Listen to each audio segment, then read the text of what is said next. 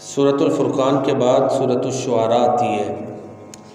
سورۃ الشعراء جو ہے اس کا جو انداز اور اسلوب ہے یہ ایک منفرد ہے، چھوٹی چھوٹی آیات ہیں اور پھر انبیاء کرام علیہم السلام کے واقعات بیان کیے گئے تاکہ پیارے نبی صلی اللہ علیہ وآلہ وسلم کو تسلی حاصل ہو۔ اس کا آغاز ہی اللہ تعالیٰ نے اس طرح کیا ہے، لعلک باخع نفسک الا یکونوا مؤمنین۔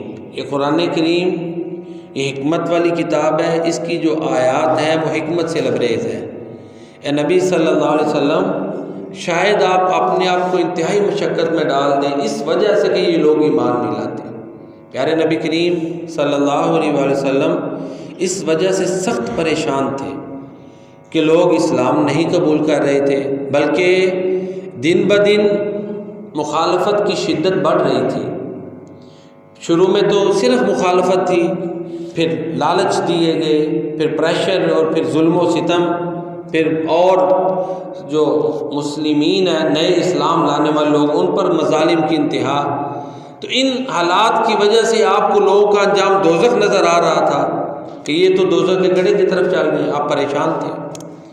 اور اللہ تعالیٰ فرماتے ہیں کہ یہ لوگ، ان کا مزاج ایسا ہے کہ یہ کوئی بھی نشانی دیکھتے ہیں تو اس سے منہ پھیر لیتے ہیں۔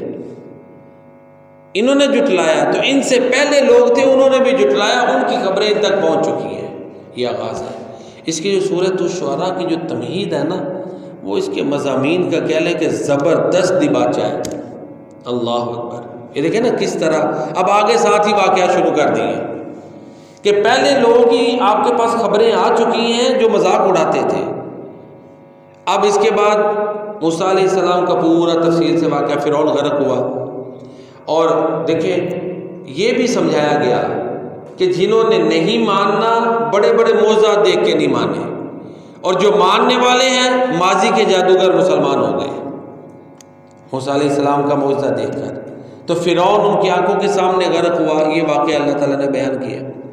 پھر نوح علیہ السلام کا واقعہ کہ نوح علیہ السلام کے جو فالوورز تھے وہ غریب غربا تھے، اور جو امیر طبقہ تھا عمراء کا ایلیٹ کلاس، وہ اعتراض کرتی تھی کہ یہ کیا غریب ماننے والے ہیں، اور نوح علیہ السلام کو دھمکیاں لگاتے تھے اگر باز نہ آئے تو ہم پتھر مار مار کے معاذ اللہ آپ کو ہلاک کر دیں۔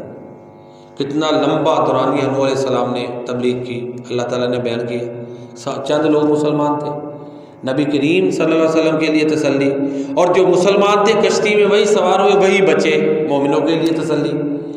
جو نہیں مانتے تھے ان کو اللہ نے ہلاک کر دیا۔ اس کے بعد قوم عاد کا تذکرہ ہے، پھر صالح علیہ السلام کی قوم کا تذکرہ ہے، لوط علیہ السلام کی قوم کا تذکرہ ہے، اس کے ساتھ ہی پھر جو ہے نا شعیب علیہ السلام کی قوم کا بیان ہے۔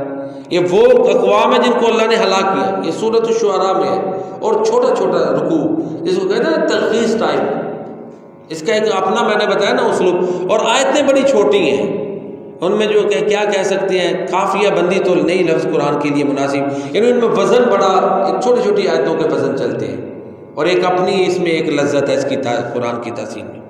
اب آخری رکوع پھر ایک طرح کہہ لیں تتمہ، تکملہ، اختتامیہ۔ اللہ فرماتے ہیں یہ قرآن رب العالمین کی طرف سے اتارا گیا ہے نبی صلی اللہ علیہ وسلم آپ کے سینے پہ، تاکہ آپ لوگوں کو ڈرائیں۔ پھر ساتھ ہی سمجھایا کہ جو نہیں مانیں گے وہ عذاب سے دوچار ہوں گے۔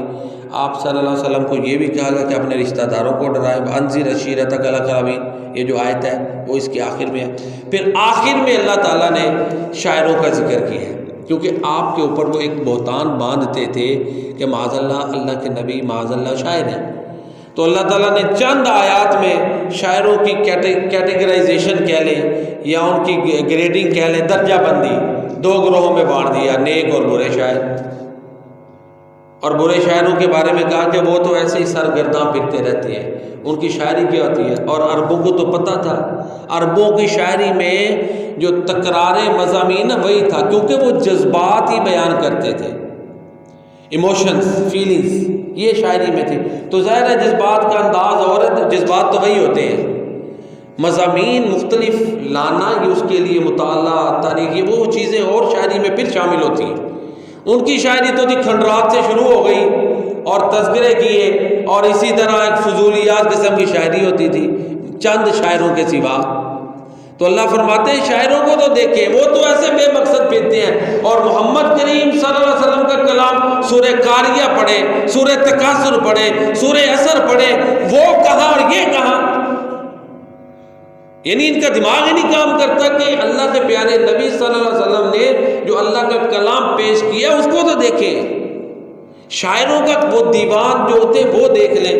تو اس طرح ایک موازنہ کیا ہے، اور ساتھ ہی کہا کہ جو لوگ جو شاعر نیک ہیں اور ایمان لائے اور جنہوں نے ظلم کے بعد بدلہ لیا، یہ اب صحابہ کرام کا ڈیفینڈ کیا گیا ہے، وہ نعت خواں جو صحابہ تھے وہ درست ہیں، ان کے علاوہ باقی تو سب جو ہے نا ایسے ہی سرگرداں پھرتے ہیں۔ تو اس طرح پھر ایمانداروں کے بارے میں واضح کیا، اور ساتھ ہی قرآن کا نزول پھر شروع میں بھی اینڈ پہ بھی پتہ چلے کہ آپ اللہ کے رسول ہیں، آپ جو کلام پیش کرتے ہیں وہ کلام الہی ہے۔ اخیر میں پھر اور ادھر کہا وَإِنَّهُ لَتَنزِيلُ رَبِّ الْعَالَمِينَ نَزَلَ بِهِ الرُّوحُ الْأَمِينُ عَلَىٰ قَلْبِكَ لِتَكُونَ مِنَ الْمُنذِرِينَ بِلِسَانٍ عَرَبِيٍّ مُبِينٍ۔ دوبارہ ریپیٹ کیا، سٹارٹ بھی تلک آیات الکتاب الحکیم، اور اختتام سے تھوڑا سا پہلے یہی مضمون کہ یہ قرآن کو شاعری نہیں ہے، دیوان نہیں، یہ اللہ کا کلام ہے۔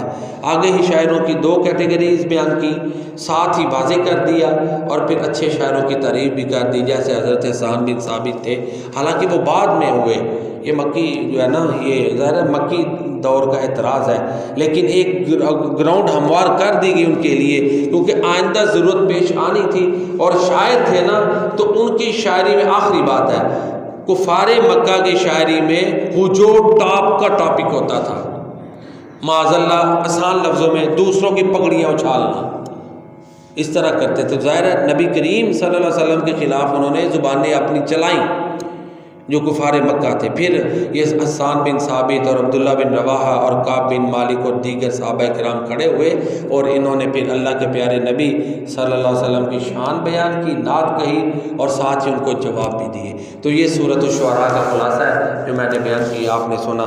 اللہ تعالیٰ اپنی بارگاہ میں قبول فرمائے، اللہ تعالیٰ ہمیں